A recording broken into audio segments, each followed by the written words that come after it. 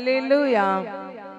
మరి గత జూలై నెలంతా కూడా దేవుడు కాసి కాపాడి రక్షించిన దేవునికి నిండు హృదయముతో కృతజ్ఞతాస్తుతులు స్తోత్రాలు చెల్లిందామా.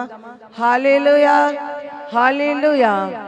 మరి ఆగస్టు నెలంతా కూడా దేవుడు తన సత్యమైన రెక్కల కింద మనలను, బిడ్డలను, కుటుంబాన్ని, సమస్తమును ఆయన కాసి కాపాడి రక్షించేలాగా మరొకసారి దేవుని స్తోత్రాలు చెల్లిందాం. హల్లెలూయా. దేవాతి దేవునికి వందనాలు తెలియపరుస్తున్నాం. కూడి వచ్చిన ప్రతి ఒక్కరికి ప్రభు అయిన యేసుక్రీస్తు నామములో శుభవందనములండి. దేవత దేవుడు అందరూ కూడా దీవించి ఆస్వాదించును గాక. ఆమేన్. ప్రియులారా, ఈరోజు మన దేవుని వాక్యములో చూస్తున్నాం. చదవబడిన పాఠ్య భాగం నుంచి 1వ రాసుల గ్రంథము 1 రాసుల గ్రంథము. కాబట్టి అతడు ఈ సమాచారము తెలుసుకొని తన ప్రాణము కాపాడుకున్నట్టుకే పోయి యోధా సంబంధమైన బేర్షెబాకు చేరి అచ్చట ఉండుమని తన దాసునితో చెప్పి తాను ఒక దిన ప్రయాణము అరణ్యములోనికి పోయి ఒక బది వృక్షం కింద కూర్చుండి మరణాపేక్ష గలవాడై, యెహోవా, నా పితరుల కంటే నేను ఎక్కువ వాడును కాను, ఇంత మట్టుకు చాలును. చాలండి. ఏలియా దేవుని ఆత్మశక్తి కలిగిన వాడా కాదా? దేవుని ఆత్మశక్తిని పొందుకున్నవాడు ఏంటి. అప్పటికి యెజెబెలుతో అక్కడ చేసి అక్కడ తన దేవుని పక్కన రోషము గల సేవకుడు నేను నిలబడ్డాను అన్నాడు. రోషము గల సేవకుడు నేనని నిలబడి ఆకాశము నుండి అగ్ని దింపాడు. అటువంటి గొప్ప సేవకుడు అక్కడ యెజెబెలు అంది, రేపు ఈ టయానికి నువ్వు ఎలా ఆ ప్రవక్తను చంపావు, అలా చంపేస్తాను నిన్ను అంది యెజెబెలు.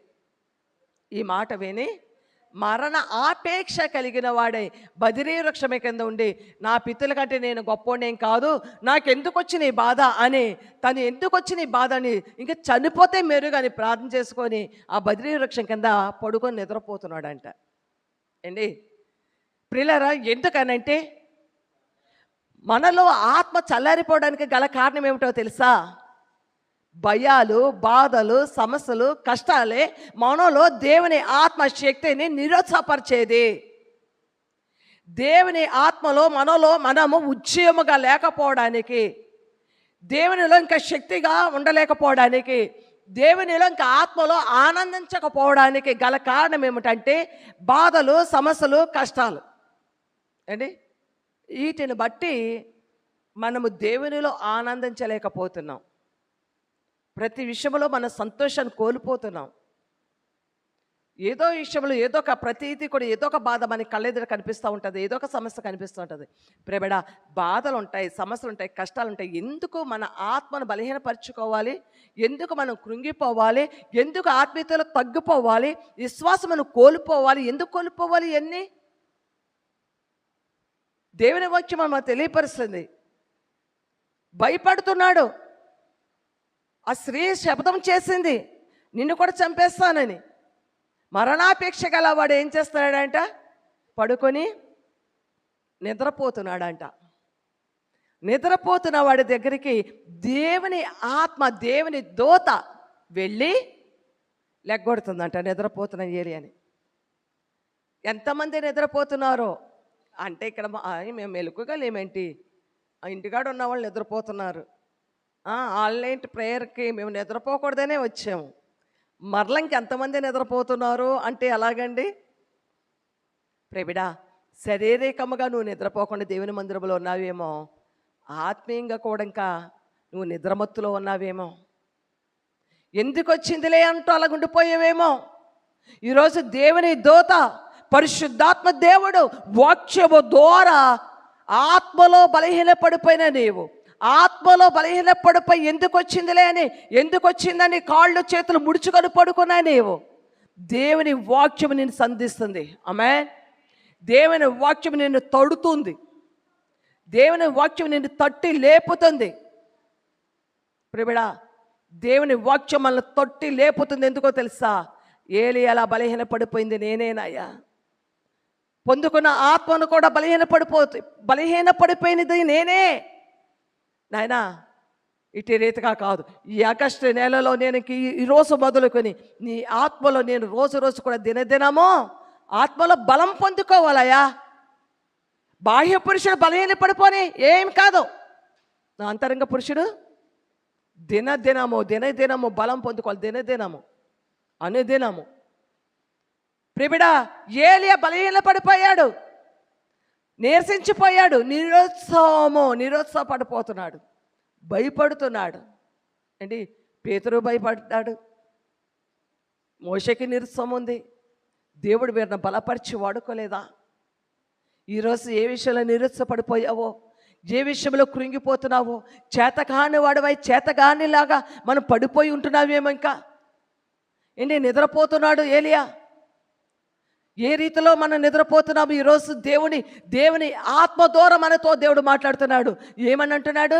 నువ్వు లేచి ఏం చేయాలి? ఈ అప్పం తిను. అప్పం తింటే ఏమిటి? శక్తిని పొందుకుంటావు. అమ్మా, ఈ అప్పం తిని, ఈ బుడ్డులో నీళ్ళు తాగి అప్పము తిని నువ్వు శక్తిని పొందుకో. ఎందుకు శక్తిని పొందుకోవాలి? శక్తికి మించిన ప్రయాణం ఉందా కాబట్టి. అమ్మా, ఏముంది మనకి? శక్తికి మించిన ప్రయాణం ఉంది మనకి. శక్తికి మించిన ప్రయాణము దేవుడు చూపిస్తున్నాడు. చాలా పని ఉంది, ఇంకా చాలా పని ఉంది, చాలా పరిచర్య ఉంది, చాలా సేవ ఉంది. ఇంకా నువ్వు ఇంకా వాడబడాలి, ఇంకా నువ్వు బలపడాలి, దేవుళ్ళు ఇంకా ఎదగాలి, ఆత్మలో ఇంకా బలపడాలి. ప్రేమిడా, ఆత్మలో నువ్వు బలం పడే నువ్వు ఎలా ఉండాలి? శక్తిని పొందుకోవాలి. శక్తిని పొందుకోవాలి. దేవుడిస్తున్న శక్తి ఎందుకంట? ఎందుకంట? శక్తికి మించి ప్రయాణం కోసం, ఆయన పని కోసం, ఆయన ప్రయాణం కొరకు. ప్రేమిడా, ఏ విషయంలో ప్రయాణం చేయాలి? ఎలా దేవుడు శక్తిని పోతున్నాడు? ఎలా మనం శక్తిని పొందుకోవాలి? దేవుని వాక్యం ద్వారా చూద్దాం. యెషయా గ్రంథము 37వ అధ్యాయము 3వ వచనం ఒకసారి తీసుకోండి.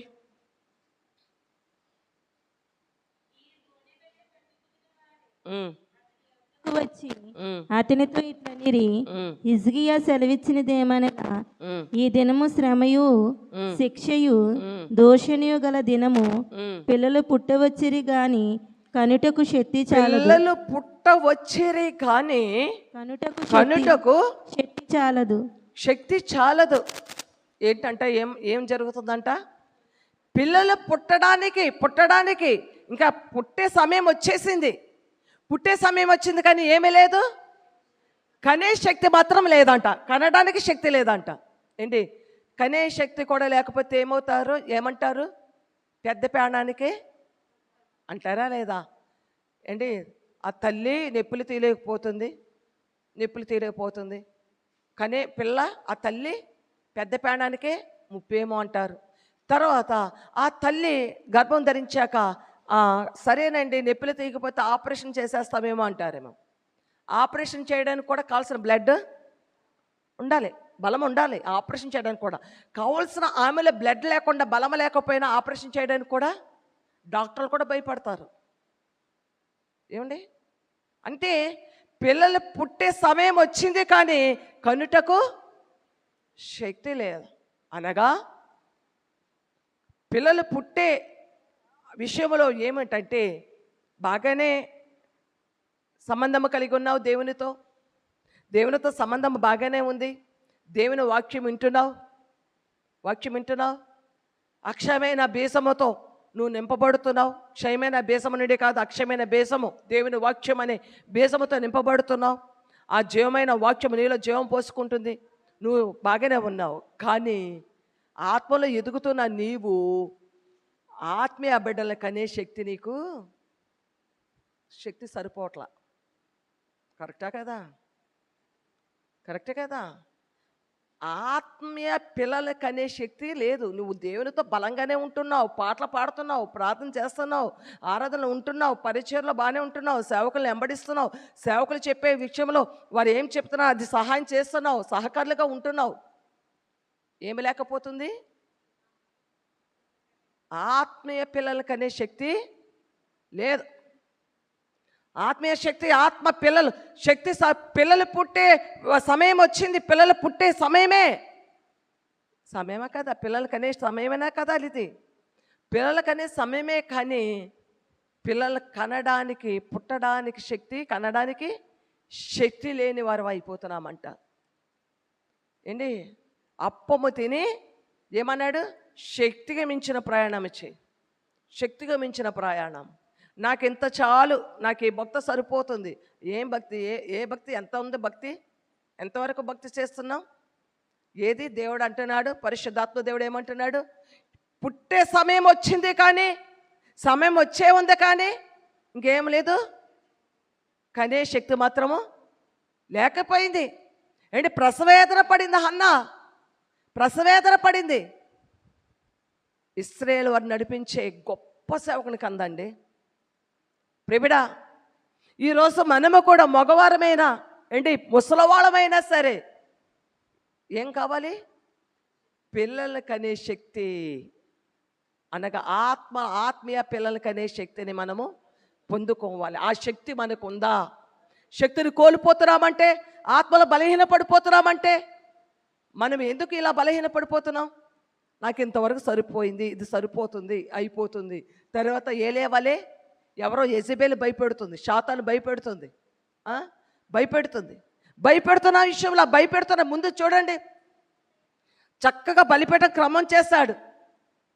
ఏంటి? యెజబెలు ఏం గంతులేసిందో అగ్ని దిగక ముందు. ఎప్పుడైతే అగ్ని దిగొచ్చిందో సిగ్గుపడింది. అగ్ని ఉండాలి, పరిశుద్ధాత్మ అగ్ని మంట మనలోకి రగలాలండి. ఎంతకాలము మనము దేవునిలో కొనసాగుతున్నాం? కనీసము బలహీన పడిపోయిన వారిని, ఆత్మలో బలహీన పడిపోయిన వారిని, కనీసం కొత్త బిడ్డను అక్కర్లా, ఎదిగిన వారే, దేవుని ఎరిగి ఉన్నవారే పడిపోతున్నారు. వారినైనా బలపరుస్తున్నామా? వారినైనా మళ్ళా బలపరుస్తున్నామా?